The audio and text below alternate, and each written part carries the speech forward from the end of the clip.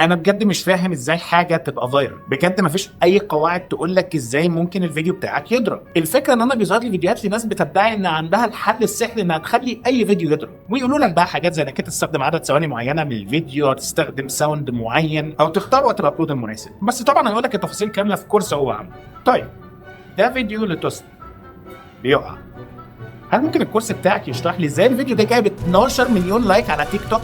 مفيش سبتايتلز، مفيش ترند اوديو، مفيش اي كاتس سريعه علشان الاتنشن سبان، مجرد فيديو لتوست ابيض بيقع. طب هل الكورس بتاعك ممكن يشرح لي ازاي فيديو زي ده واحد مصور طبق الفراوله بالشوكولاته بتاعه جايب 51 مليون لايك على تيك توك؟ هل فعلا عندك اجابه علميه ليه فيديو زي ده جاب اللايكس دي؟ طب بلاش حاجه تانية. دي صوره لواحده يابانيه حطت صورتها وهي لابسه بدله وهي في الاوفيس وبتقول جود مورنينج بالياباني.